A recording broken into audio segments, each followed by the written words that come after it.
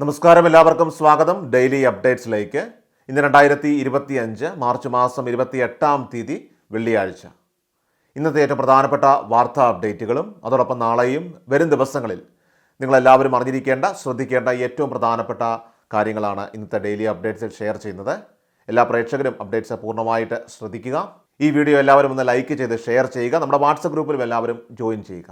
വാർത്തകളും അറിയിപ്പുകളും കൃത്യമായി നിങ്ങൾക്ക് വാട്സപ്പ് ഗ്രൂപ്പുകളിൽ ലഭ്യമാകും. നമ്മുടെ വാട്സപ്പ് ഗ്രൂപ്പുകളുടെ എല്ലാം തന്നെ ലിങ്ക് ഈ വീഡിയോയുടെ ഡിസ്ക്രിപ്ഷൻ ബോക്സിലും കമൻറ്റ് ബോക്സിലും ഉണ്ട്. എല്ലാവരും മറക്കാതെ ജോയിൻ ചെയ്യുക. ഏറ്റവും ആദ്യത്തെ പ്രധാനപ്പെട്ട വാർത്താ അപ്ഡേറ്റ്: സംസ്ഥാനത്ത് ഒറ്റപ്പെട്ടിടങ്ങളിൽ ഇന്നും നാളെയും മഴയ്ക്ക് സാധ്യത. ഇടിമിന്നലിനും അതോടൊപ്പം തന്നെ മണിക്കൂറിൽ 30 മുതൽ 40 കിലോമീറ്റർ വരെ വേഗത്തിൽ ശക്തമായിട്ടുള്ള കാറ്റിനും സാധ്യതയുണ്ടെന്നും കേന്ദ്ര കാലാവസ്ഥാ വകുപ്പ് അറിയിച്ചു. അതിനാൽ തന്നെ പൊതുജനങ്ങൾ ജാഗ്രത പാലിക്കണമെന്നും കേന്ദ്ര കാലാവസ്ഥാ വകുപ്പ് അറിയിച്ചിട്ടുണ്ട്. ഇടിമിന്നൽ അപകടകാരികളായതിനാൽ തന്നെ വലിയ നാശനഷ്ടം ഉണ്ടാക്കിയേക്കാം. അതുകൊണ്ട് തന്നെ ഇടിമിന്നലിൻ്റെ ആദ്യ ലക്ഷണം കണ്ടു കഴിഞ്ഞാൽ ഉടൻ തന്നെ സുരക്ഷിതമായിട്ടുള്ള കെട്ടിടത്തിനുള്ളിലേക്ക് മാറണമെന്നും അതുപോലെ തന്നെ വീട്ടിലെ ഗൃഹോപകരണങ്ങളൊക്കെ തന്നെ അതിൻ്റെ വൈദ്യുത ബന്ധം വിച്ഛേദിക്കണമെന്നും മുന്നറിയിപ്പിൽ പറയുന്നു. അടുത്ത പ്രധാനപ്പെട്ട വാർത്താ അപ്ഡേറ്റ്: ബാങ്കിംഗ് മേഖലയിൽ പുതിയ പരിഷ്കരണവുമായിട്ട് reserve bank of India. May 1 മുതൽ ATMിൽ നിന്ന് പണം പിൻവലിക്കുന്നതിന് ചെലവ് വർദ്ധിക്കുന്നതായിരിക്കും.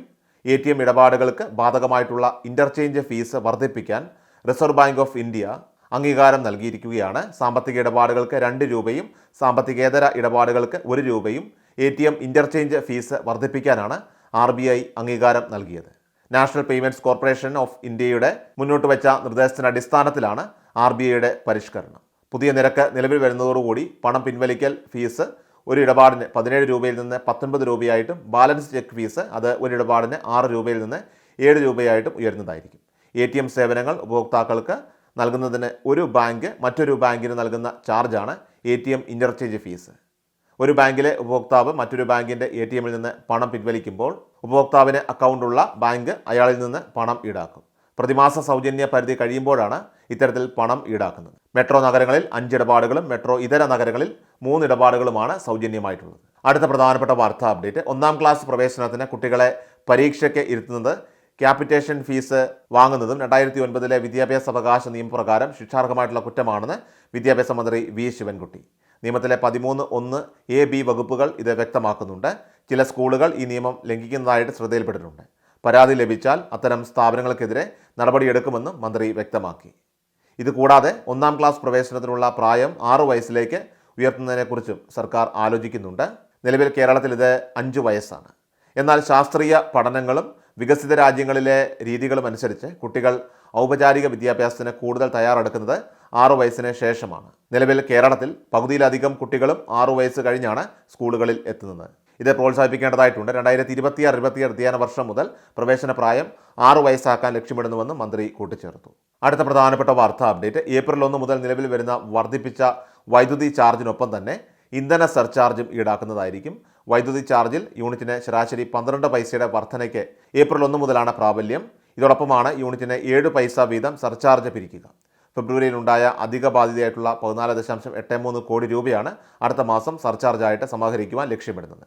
കഴിഞ്ഞ ഡിസംബർ ആദ്യവാരം 2024-25 2025-26 നിരക്ക് വർധന റെഗുലേറ്ററി കമ്മീഷൻ പ്രഖ്യാപിച്ചിരുന്നു. ഡിസംബർ 5 പ്രാബല്യത്തിൽ വന്ന നിലവിലെ നിരക്കിന് 2024-25 വർഷം മാർച്ച് 31 വരെയാണ് പ്രാബല്യം. 25-26 നിശ്ചയിച്ച നിരക്ക് വർധനയാണ് ഏപ്രിൽ 1 നിലവിൽ വരുന്നത്. വൈദ്യുതി ചാർജിനൊപ്പം തന്നെ ഫിക്സഡ് ചാർജും വർദ്ധിക്കുന്നതായിരിക്കും. പ്രതിമാസം 40 മുതൽ 50 വരെ യൂണിറ്റ് ഉപയോഗിക്കുന്നവർക്ക് സിംഗിൾ ഫേസ് കണക്ഷൻ്റെ ഫിക്സഡ് ചാർജ് 45 നിന്ന് 50 രൂപയായിട്ടും 3 ഫേസിൻ്റേത് 120 രൂപയിൽ നിന്ന് 130 രൂപയായിട്ടും ഉയരും. 51 യൂണിറ്റ് മുതൽ 100 യൂണിറ്റ് വരെയുള്ള സിംഗിൾ ഫേസ് നിരക്ക് 75 നിന്ന് 85 രൂപയായിട്ടാണ് ഉയരുന്നത്. സമാന വർധന മറ്റ് സ്ലാബുകളിലും ഉണ്ടാകുന്നതാണ്. അടുത്ത പ്രധാനപ്പെട്ട വാർത്താ അപ്ഡേറ്റ്: ജനന സർട്ടിഫിക്കറ്റിലെ പേരുമാറ്റത്തിനുള്ള നിബന്ധനകളിൽ സമൂലമായിട്ടുള്ള ഇളവുകൾ നൽകാനായിട്ട് സർക്കാർ തീരുമാനിച്ചതായിട്ട് തദ്ദേശ വകുപ്പ് മന്ത്രി MP രാജേഷ് അറിയിച്ചിരിക്കുകയാണ്. കേരളത്തിൽ ജനനം രജിസ്റ്റർ ചെയ്ത ആർക്കും ഗസറ്റ് വിജ്ഞാപനം വഴി മാറ്റം വരുത്തിയ പേര് ഇനി ജനന രജിസ്ട്രേഷനിൽ ഒറ്റത്തവണ മാറ്റം വരുത്താനാകും. വർഷങ്ങളായിട്ട് നിലനിന്ന സങ്കീർണതയ്ക്കാണ് ഇപ്പോൾ സർക്കാർ പരിഹാരം കണ്ടിരിക്കുന്നത്. നിലവിൽ കേരളത്തിലെ പൊതുമേഖലയിൽ വിദ്യാഭ്യാസം ലഭിച്ച കുട്ടികൾക്ക് ഗസറ്റ് വിജ്ഞാപനത്തിൻ്റെ അടിസ്ഥാനത്തിൽ SSLC സർട്ടിഫിക്കറ്റിലും അതോടൊപ്പം തന്നെ സ്കൂൾ രേഖകളിലും പേരിൽ മാറ്റം വരുത്താനും തുടർന്ന് ഈ സ്കൂൾ രേഖകളുടെ അടിസ്ഥാനത്തിൽ മാത്രമാണ് ജനന സർട്ടിഫിക്കറ്റ് തിരുത്താനായിട്ടുള്ള അവസരമുണ്ടായിരുന്നത്. ഇത് പല സങ്കീർണതകൾക്കും വഴിവെച്ചിരുന്നു. CBSE, ICSE സ്കൂളുകളിൽ പഠിക്കുന്നവർക്കും ഇന്ത്യക്ക് പുറത്ത് വിദേശത്ത് പഠനം നടത്തിയവർക്കും ഗസറ്റ് വിജ്ഞാപനം വഴി പേര് തിരുത്തിയാലും അത് വെച്ച് സ്കൂൾ രേഖകളിൽ മാറ്റം വരുത്താനാകാത്തതിനാൽ ജനന സർട്ടിഫിക്കറ്റിൽ പേര് തിരുത്താനായിട്ട് സാധിക്കുന്നുണ്ടായിരുന്നില്ല. സ്കൂൾ രേഖകളിൽ തിരുത്തൽ വരുത്താൻ തിരുത്തിയ ജനന സർട്ടിഫിക്കറ്റും അതുപോലെ തന്നെ ജനന സർട്ടിഫിക്കറ്റിൽ തിരുത്താൻ തിരുത്തിയ സ്കൂൾ സർട്ടിഫിക്കറ്റും വേണമെന്നതായിരുന്നു സ്ഥിതി. പൊതുവിദ്യാലയങ്ങളിൽ പഠിച്ചവർക്കും കാലതാമസത്തിന് ഈ ഒരു വ്യവസ്ഥകൾ കാരണമായിരുന്നു. ഈ വ്യവസ്ഥയാണ് തദ്ദേശ സ്വയംഭരണ വകുപ്പ് ഇപ്പോൾ ലഘൂകരിച്ചിരിക്കുന്നത്. അടുത്ത പ്രധാനപ്പെട്ട വാർത്താ അപ്ഡേറ്റ്, വിദ്യാർത്ഥികളുടെ യാത്രാ നിരക്ക് വർദ്ധിപ്പിക്കണമെന്ന ആവശ്യവുമായിട്ട് സംസ്ഥാനത്തെ സ്വകാര്യ ബസ് ഉടമകൾ ഇപ്പോൾ സമരത്തിലേക്ക് നീങ്ങുകയാണ്. വിദ്യാർത്ഥികളുടെ മിനിമം യാത്രാ നിരക്ക് 5 രൂപയാക്കണമെന്ന ആവശ്യം ഉന്നയിച്ചാണ് ബസ് ഉടമകൾ ഇപ്പോൾ പ്രതിഷേധത്തിലേക്ക് നീങ്ങുന്നത്. ബസ് ഉടമകളുടെ ആവശ്യം പരിഗണിക്കപ്പെടാനായിട്ട് ഏപ്രിൽ 3 മുതൽ 9 വരെ ബസ് സംരക്ഷണ ജാഥ കാസർഗോഡ് നിന്ന് തിരുവനന്തപുരത്തേക്ക് നടത്താനാണ് തീരുമാനം. ഇത് ഫലം കണ്ടില്ലെങ്കിൽ പണിമുടക്കിലേക്ക് കടക്കാനാണ് ബസ് ഉടമകളുടെ തീരുമാനം. പുതിയ അധ്യയന വർഷത്തിൽ പുതിയ നിരക്ക് നടപ്പിലായില്ലെങ്കിൽ സമരത്തിലേക്ക് നീങ്ങുമെന്നാണ് all Kerala bus operators association അറിയിച്ചിരിക്കുന്നത്. കഴിഞ്ഞ 13 വർഷമായി വിദ്യാർത്ഥികളുടെ മിനിമം യാത്രാ നിരക്ക് 1 രൂപയാണ്. സ്വകാര്യ ബസ് യാത്രക്കാരിലധികവും വിദ്യാർത്ഥികളായിരിക്കെ ഇതുമായി മുന്നോട്ട് പോകാനാകില്ലെന്നാണ് ബസ് ഉടമകളുടെ തീരുമാനം. സ്വകാര്യ ബസ് ഉടമകളുടെ പ്രശ്നങ്ങളെക്കുറിച്ച് പഠിച്ച വിവിധ കമ്മീഷനുകൾ മിനിമം ചാർജുമായിട്ട് ബന്ധപ്പെട്ട ശുപാർശകൾ മുന്നോട്ട് വെച്ചെങ്കിലും സർക്കാർ ഇത് പരിഗണിച്ചില്ലെന്നാണ് ഉടമകളുടെ പരാതി. അടുത്ത പ്രധാനപ്പെട്ട വാർത്താ അപ്ഡേറ്റ്, മാർച്ച് മാസത്തിലെ സാമൂഹ്യ സുരക്ഷാ ക്ഷേമ പെൻഷന്റെ വിതരണം ഇപ്പോൾ പുരോഗമിക്കുകയാണ്. ബാങ്ക് അക്കൗണ്ടിലേക്ക് തുക ഇന്നലെ തന്നെ ട്രാൻസ്ഫർ ചെയ്തു തുടങ്ങിയിട്ടുണ്ട്. ഇനിയും തുക ലഭിക്കാത്തവർക്ക് ഇന്നു മുതൽ വീണ്ടും വിതരണം ആരംഭിക്കുകയും സർക്കാർ ഇപ്പോൾ ചെയ്തിട്ടുണ്ട്. എന്നാൽ ഇനി കൈകളിലേക്ക് തുക സ്വീകരിക്കുന്നവർക്കൊക്കെയാണ് ആനുകൂല്യം എത്തിച്ചേരുന്നതിന് ഇപ്പോൾ കുറച്ചൊക്കെ കാലതാമസം ഉണ്ടായിരിക്കുന്നത്. അവർക്ക് നാളെയും മറ്റന്നാളുമൊക്കെ ആയിട്ടായിരിക്കും അല്ലെങ്കിൽ വരും ദിവസങ്ങളിലൊക്കെ ആയിരിക്കും ഈ തുകയുടെ വിതരണം പൂർത്തിയാവുക. നിലവിൽ ഏപ്രിൽ മാസം 4-ാം തീയതി വരെയാണ് ക്ഷേമ പെൻഷന്റെ വിതരണത്തിന് വേണ്ടിയിട്ടുള്ള സമയം ഇപ്പോൾ അനുവദിച്ചിരിക്കുന്നത്.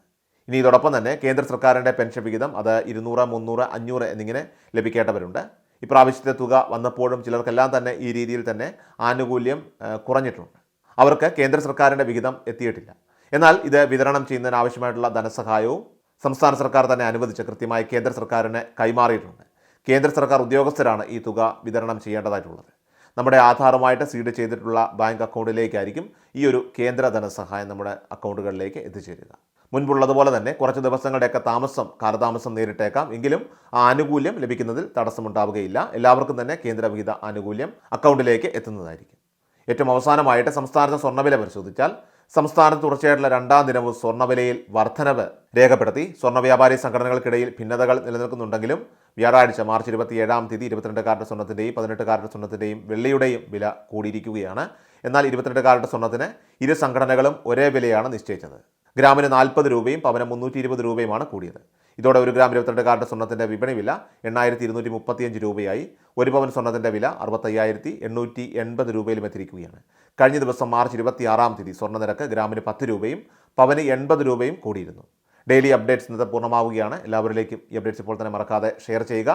നമ്മുടെ വാട്സപ്പ് ഗ്രൂപ്പിലും എല്ലാവരും മറക്കാതെ ജോയിൻ ചെയ്യുക. വാർത്തകളും അറിയിപ്പുകളും എല്ലാ ദിവസവും കൃത്യമായി വാട്സപ്പ് ഗ്രൂപ്പുകളിൽ നിങ്ങൾക്ക് ലഭ്യമാകും. വാട്സപ്പ് ഗ്രൂപ്പുകളുടെ ലിങ്ക് നമ്മുടെ വീഡിയോ ഡിസ്ക്രിപ്ഷൻ ബോക്സിലും കമൻറ്റ് ബോക്സിലുമുണ്ട്. എല്ലാവരും മറക്കാതെ ക്ലിക്ക് ചെയ്ത് ജോയിൻ ചെയ്യുക. ഡെയിലി അപ്ഡേറ്റ്സുമായിട്ട് നമുക്ക് നാളെ കാണാം. കൃഷൽ മീഡിയ എല്ലാ ദിവസവും വാർത്തകളും അറിയിപ്പുകളും ലഭിക്കുന്നതിനായി ചാനൽ സബ്സ്ക്രൈബ് ചെയ്യുക. വീഡിയോയുടെ നോട്ടിഫിക്കേഷൻ ഉടൻ ലഭിക്കുന്നതിനായി ബെൽ ഐക്കൺ അമർത്തുക.